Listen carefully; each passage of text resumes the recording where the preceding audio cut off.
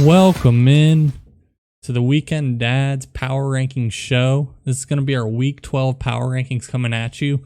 We had a real high-scoring week, let me tell you. This past week, we had all of our winners scoring over 120 points, even a points high of 164 points by the Mags.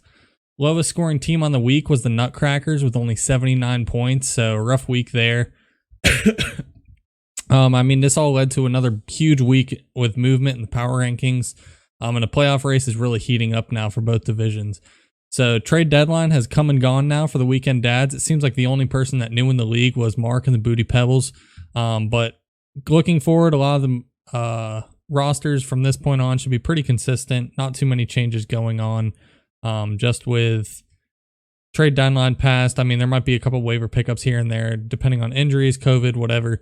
But for the most part, we will not see any more groundbreaking trades going on from this point on. So we'll go ahead and start into the power rankings, as everyone is highly anticipated these rankings coming up. The season's winding down, man, so only got a couple more of these shows.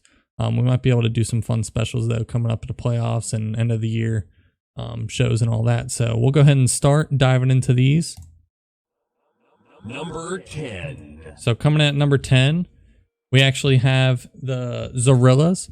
So the Zorillas actually drop down a spot and fall back to number 10 after suffering their third loss in a row. They actually failed to score over 100 points this past week against the Gibbs Suns, and they suffered a major injury with Joe Burrow going down. So Joe Burrow's been pretty solid, I think, this year. And him going down definitely didn't help out Zaid's score for the past week, or won't help out his situation coming forward. So he had disappointing weeks with Miles Sanders, Robbie Anderson, both just kind of weren't at their usual self and weren't able to score the points that they have been able to up to this point in this season. So that kind of really put a damper on Zaid's week.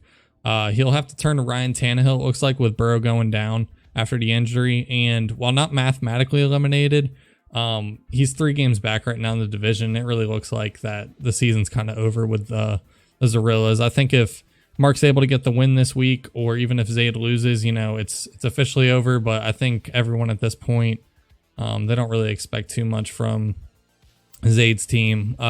Zaid, I hate to break the bad news to you. I think your team really did turn around there, especially at the end. It's just not looking good for you. So he'll be going against Team Tots coming up this week with a division matchup there for the bottom, basically at this point. But these teams are both fighting to stay somewhat alive in the mathematically in the playoff race. So we'll see what's able to come out of that.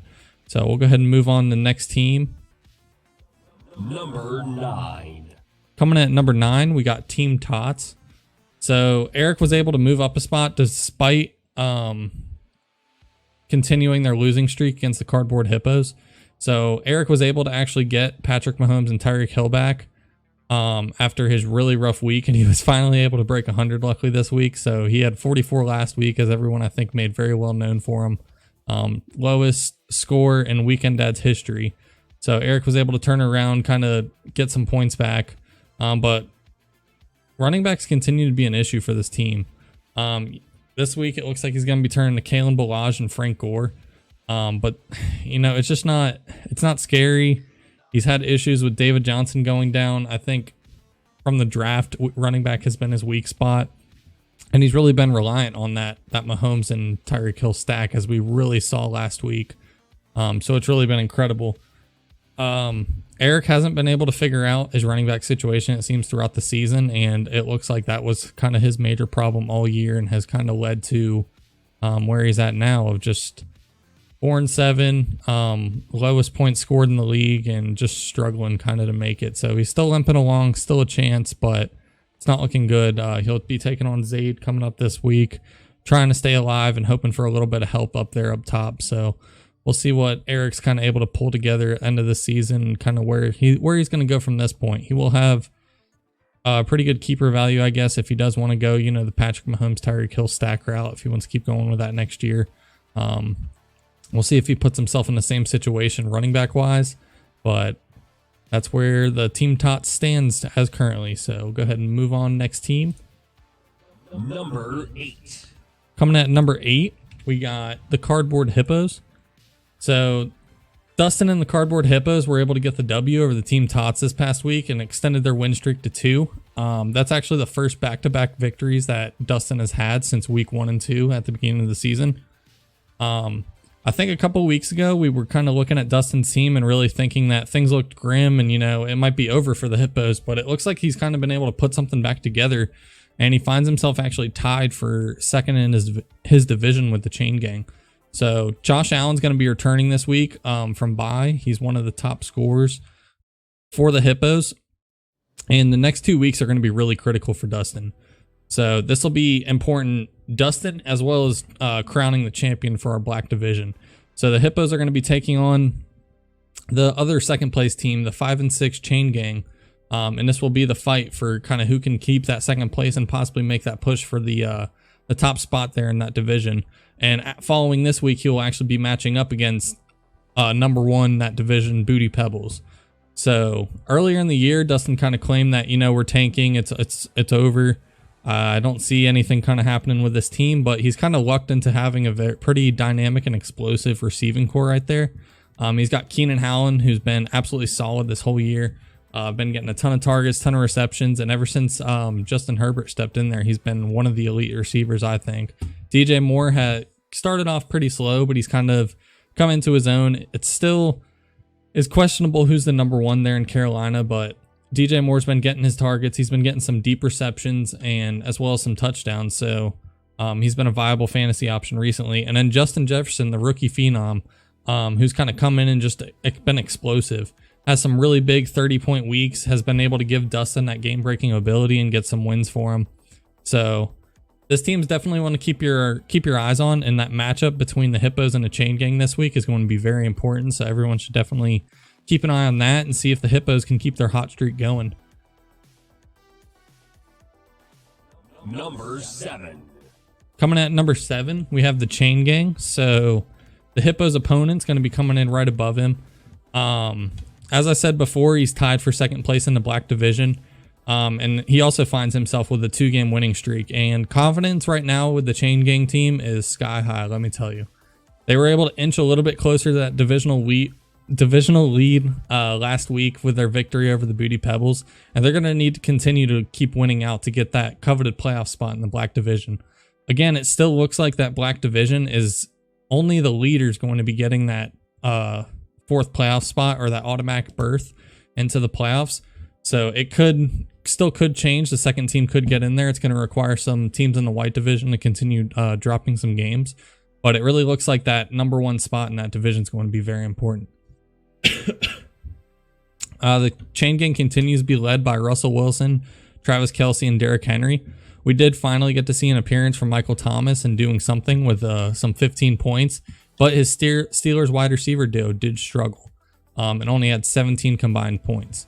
So that was one concern I had voiced last week. Was it seems that Trevor's team is going to rely a little bit on that Steelers team and kind of what those receivers can do with Chase Claypool and Juju. Now, Juju seems to be doing better than we thought he was going to be doing at the beginning of the year. And Chase Claypool has been pretty great, especially with the usage they've been using him on the goal line and kind of the touchdowns to be able to get, as well as all the receptions. And he seems to be a really important part of that offense. But last week just wasn't a big week for that Steelers offense. So they struggled there. He also had a 0 from his kicker and a 2.1 from his flex, Jamison Crowder. But he was still able to keep his streak alive. Now, he did have one first place vote, and all I'm going to say there is that, confidence is sky high with this team. So who knows where that first place vote came from, but I know that Trevor is very confident with this team, so we will see what he's able to do and continuing to make his playoff push. So Number 6. coming at number 6, we have the division leader of the Black division, Booty Pebbles. So I think it's just kind of interesting. You got Mark here at 6, and then the 2 second place teams in that division are right there behind him at 7 and 8. So Mark he's sliding back down. He's back down into 6 after his loss to the Chain Gang. And he had some questionable management decisions this past week. So he started Alex Smith, only able to score 8 points at his quarterback this week. He had a 0 from his tight end with Hayden Hurst. He had a -1 from the Dolphins D. But there was a couple bright spots. CEH scored 20 points and looked pretty good. Robert Woods seemed to be very involved with the offense, scored 25. But it wasn't enough to be able to push him past the chain gang. They'll definitely need to win this week in order to keep that kind of division lead and keep the two teams of the chain gang and cardboard hippos at bay. It looks like he's going to be starting Carson Wentz at quarterback, which, you know, who really knows at this point if Carson Wentz is a good quarterback or not? It depends which Carson Wentz is actually going to show up. Kenny Golladay is still going to be out, and there's a lot of questions over if the reigning champ for Weekend Dad's going to be able to hold that playoff spot. So it seems recent weeks he's been sliding back there a little bit. He has a couple teams below him that are surging up, trying to take him down. So it's going to be a big week for him. He has a big rivalry matchup this week going against the Cream Pies, trying to end Jason's season for good. Or it could go the other way, and Mark could be losing his positional spot and getting knocked out of the playoffs. So it'll be a very important matchup to watch and kind of see what Mark's able to do if he's able to hold on to that lead. He's been a little bit on cruise control. He tried to make the trade with me before, hasn't been able to get the output I think he wanted from, you know, Kenny Golladay. CEH he's been all right the past couple weeks. He had a good week this past week, as I said before. But it'll definitely be interesting. That black division's been very tight kind of all year, and it's just getting tighter right now. And points differential wise, he's going to be in trouble if Trevor's able to catch up to him, because Trevor has a good bit more points than him. So it's going to be Mark there at number 6. Number 5. So coming at number 5, we have the Boston Cream Pies. So the Cream Pies are able to jump up 2 spots after their win over the Bebop and Baby Bears. They had 2 huge weeks from wide receiver Adam Thielen and tight end or quarterback or whatever the hell you want to call him, Taysom Hill, with 24 points. So those 2 guys were able to lead the charge to a 149-point week for the Cream Pies. So the major story here with Jason's team was he was able to take advantage of the ESPN positional assignment of Taysom Hill with the tight end quarterback flex, whatever you want to call it, that he had available with Taysom. Now in the end, it ended up not really mattering. Even if he had played Goddard, I still would have lost. So I'm not too mad about it, but I think that Taysom play is going to prove to be important if he's able to keep winning, because that was able to give him a little bit larger point score differential. So, and with how the white division's shaping up, with Austin dropping a little bit down in the standings, as well as the Bebop and Baby Bears dropping some games, the Cream Pies are still in it and still have a chance of making playoffs. So those tiebreakers with points are going to prove to be very important. Now ESPN has actually changed their position on Taysom Hill this week, so he's only listed as a quarterback. So this is going to put Jason in a tough spot in his least favorite thing of the whole year, start-sit decisions of who he's going to play at quarterback. Now he has Lamar, but he also has Taysom, who both quarterbacks give you the rushing upside. I don't know, honestly, at this point, which one you would say is a better passer. I think it's pretty close, just because I'm not completely sold on Lamar's passing. But, you know, we haven't seen Taysom play but one game at quarterback. So it'll definitely be interesting, and I'm sure he's dreading the decision to make between those quarterbacks, especially since those coin flips have not gone his way. Now, injuries are still kind of plaguing him. He has Adam Thielen expected to miss this week, and Giovanni Bernard has been not practicing, at least today. So he's going to have definitely some important decisions to make with that roster, and not much margin for error to be able to kind of play with this week. So it's going to be a kind of do or die situation right now for the Cream Pies to try to get back up into the playoff race. They'll be going against Booty Pebbles this week, which Mark has been having some rough weeks as well. So we'll see if Jason's able to capitalize and kind of continue on this role that he has going right now for the Cream Pies. Number 4. Coming at number 4, we got Austin and the Nutcrackers. So Austin's still going to remain in the number 4 spot, despite having an embarrassing week of only 79 points against his division opponent, the Mags. So this loss will actually drop the Nutcrackers down to 6-5, but luckily for him, the Bebop and Baby Bears also lost, so they're both sitting there at 6-5, fighting for those wildcard playoff spots. Last week was just kind of filled with disappointments all around for the the Nutcrackers. They had Matt Ryan, quarterback, only scored 5 points. T. Higgins only scored 4. Julio Jones, along with Matt Ryan, only scored 4 points. DeAndre Hopkins only scored 7. The only bright spots that you kind of saw were from this Raiders duo that he has. They're basically the staples of Austin's team. So Josh Jacobs had 12 points, which, I mean, it's not necessarily anything great, but at least it's double digits and it's consistent. That's what he needs from Josh Jacobs. Darren Waller was able to get 18. So, I mean, 18, you'll take that any day from a tight end. But it's just been all of his other pieces that weren't able to really hit this past week. Now, when you look at this matchup, Jimmy beat him by almost 100 points. So there was really nothing that Austin could have done roster-wise with what he had on his bench or anything to be able to compete with that. He will look forward to getting Raheem Mostert back off IR. I think Chris Carson has been injured for that team. I don't know when he's expected to come back. And he's going to need a bounce back from his wide receiver core that has been extremely dynamic up until this year and very high scoring until last week. So he'll be taking on the top team, Gibsons, coming up this week. And, you know, this seems really important and a must win, especially with the Boston Cream Pies right there nipping at his heels for that playoff spot. So it's going to be a big week for Austin and a big divisional matchup going against Collins. So we'll see what he's able to kind of pull out this week and if he can kind of correct the ship with some of his recent struggles that he's been having. Number 3. Coming at number 3, we have the Bebop and Baby Bears. So the Bebop and Baby Bears as well find themselves still at number 3. No movement here despite losing to the Cream Pies. Overall, I think it was a good team performance with 135 points scored, and they only had one player, which was the kicker in single digits. Personally, I suck at kickers anyway. I've been riding with Butker just because I think that the Chiefs offense should score a lot, but hasn't been my best position this year. But this will be the second straight loss, and I think the big issue is the Bears right now don't have a huge breakout player. They haven't had any monstrous breakout games so far, or in the recent weeks from some of their players.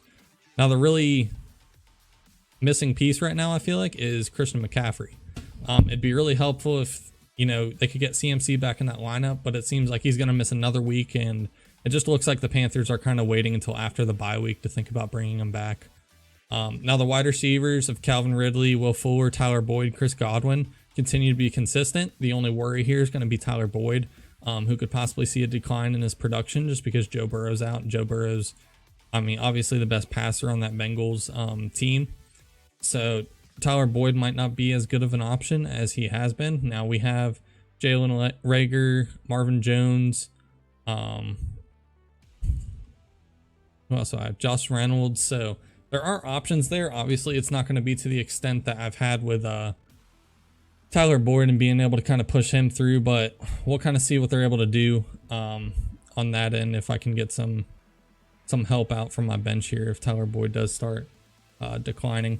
Now, I find the Bebop and Baby Bears are basically locked right here, as we've talked about before, in that white division playoff race between the Nutcrackers, the Mags, and then the Cream Pies are getting in there a little bit as well. And they're really going to need to turn around this losing streak to continue in this playoff push and make the franchise's second ever playoff appearance. So it's going to be a really big week this week. The Baby Bears are going to be taking on Jimmy's Mags with a huge divisional matchup. Jimmy's currently second place, I believe, in the division. And then Austin and myself are tied for third. So this is going to be a big deal. Trying to take on Jimmy. I think this might be the game of the week, honestly, for the league. So that'll definitely be one to watch. So yeah, we'll go ahead and move on. Number 2. So coming at number 2, we have the Gibsons. So Collins actually dropping a spot despite winning his matchup over the Zorillas this past week. When you look at the matchup, Alvin Kamara finally had a human week, only scoring 10 points, but Dalvin Cook was still able to put up 23. His wide receivers, Curtis Samuel and Devontae Parker, both had good weeks. Curtis had 17, Devontae Parker had 15, and then his quarterback, Justin Herbert, had just under 30 points. So all around, pretty good week for Colin and the Gibsons. You look at his team going on, he's still reliant on his running backs of Kamara and Cook to have big weeks, but they haven't really let him down much this season so far. So it looks like his team's going to be a lock for the playoffs. He's sitting there still leading the division at 8-3. and it's going to be, I think, pretty hard for him to fall out of the playoffs at this point. He's going to be, once he does get there, it's going to be reliant on that the threat of his running backs and hoping that they can stay healthy. I know that Kamara and Cook have had injury issues. Cook has missed some time this season with an injury, but they've just been absolutely electric when they've been on the field, and you can't really hope on someone just having injuries in order for them to go down. So it's whoever takes Collins down is going to have to face those running backs, hope for maybe a bad week, or just score a lot of points against them and hope that you can counteract those running backs. So Collins sitting there at number 2, dropped down, but still a great team. And we'll go on to our number 1 team for the week. Number 1. So coming at number 1, we got the return of the Mags. So Jimmy has actually found himself at the number 1 spot, and I think everyone agrees that Jimmy is possibly the hottest team right now in Weekend Dads. So he's got a 3-game winning streak, and he just scored 164 points last week against the Nutcrackers. And he's an absolute force right now in the league. He made some really good midseason trades to kind of shore up his roster, getting James Robinson with his running back issues. He had 3 players and his defense all over 20 points this last week. So just honestly amazing showing there from his team. He's been riding kind of on the back of Kyler Murray and Devontae Adams' very, very strong seasons. And I think his only weak spot right now is tight end. So we did think that he had running back issues. It seems like Zeke was able to kind of turn around his season last week. He did score some good points. He does have tougher matchups coming up with Washington and Baltimore. But I think Zeke is going to be involved in the offense, and they're still trying to figure things out in Dallas ever since the Dak injury. So we'll see what they're able to do with Andy Dalton, and how they can incorporate Zeke in that and how that will translate to points for Jimmy's team. Now the Mags are setting their sights on their first ever playoff appearance. That'll be a big deal for Jimmy if he's able to get in there, and he has a very strong and dynamic team, I think. And as I said before, he's got a big week against the Baby Bears, so that'll be a big divisional matchup, game of the week. Definitely keep your eyes on that. So this is going to be our power rankings. I will apologize. I noticed one mistake I made. I forgot to update all the records down in here, so don't mind those or the point scoring, but points scored honestly didn't change too much. Eric's went up a little bit just because he had his 44-point week in there, and it kind of was able to shoot it up more. But yeah, we got 3 weeks left in this season, for the regular season at least, and the playoff race is just extremely tight. You look at the matchups coming up this week, we have Trevor and Dustin, and it seems that whoever wins that matchup is going to have a chance to make that playoff push. Whoever loses it, that might be it for them for the season. It's going to be very tough, whoever loses that game, to be able to continue doing something with their season. You go to the Baby Bears versus the Mags, and this is going to be a big playoff positioning battle, as well as the Baby Bears just trying to stay in that playoff picture. So if the Baby Bears actually drop a game here, it's going to be really difficult, especially if Austin's able to go on and win his matchup against Collins. So that could be really big. And that kind of throws Jason right into the mix if the Baby Bears do go down to the Mags. On Jason's end, he's definitely going to have to beat Mark to be able to stay alive, and Mark is going to be competing for that divisional lead. So he has Trevor and Dustin. The winner of that game is going to be right on him, especially if he loses this game. And Jason is going to have to be winning this game to be able to keep his playoff hopes alive. Now, Zaid and Eric, it seems Zaid's season is pretty much already over. All Zaid can kind of do is just spoil Eric's season. Now, I don't think anyone really expects Eric's team to make too much of a push. It's going to be very difficult for him to get in the playoffs. So this game isn't as big. It's just more a pride game, I guess, either way, of which these guys can win and kind of make a little bit of a stir, I guess, in the bottom of their division. And then we have the Nutcrackers and the Gibsons. So Colin, this could be a big game, honestly, for him to keep that number 1 seed. If Colin does lose and Jimmy wins, Jimmy's going to be right there on Colin, honestly, for that number 1 spot. It's going to come down to points. Now, if Austin loses and Colin's able to win, that's going to be real big trouble for Austin. It's the same situation that the Baby Bears are in, where Jason could be right on his heels of taking that playoff spot from him. So these are going to be definitely some matchups to watch. The playoff picture is going to continue kind of coming together, and we'll get an idea of what the end of the season is going to look like here. I think there's still a lot of very good teams in the league, and I mean, anyone, I've said it almost every week, anyone can win at any point. And it's still really up in the air of who actually has the best team, who could be champion. We've had several different league leaders, or several different number ones this year. I mean, I can look back and it's kind of bounced around between me, Colin, Jimmy now. Who else has been a number one? Colin was there. Austin was up there. I mean, it's kind of been all over the place. We had Jason and Trevor up in the top 5 for a while. So it's been a year of ups and downs for a lot of these teams, and everyone's been pretty consistent. So I think it's been an awesome year. It'll definitely be exciting to keep watching it. So make sure to leave a comment down below of your reactions to these power rankings, anything that you think could be done better in the show, or anything you would like to see, including any special shows you would like to see coming up for playoffs or even the off season. I got a couple ideas of things I would want to be doing, just so we can keep the league a little bit involved and give us some stuff going on. So it'll be some fun stuff. But yeah, make sure to comment down below your thoughts, leave a like on the video, subscribe to the channel if you guys haven't already, and we will see you guys next week. Thank you.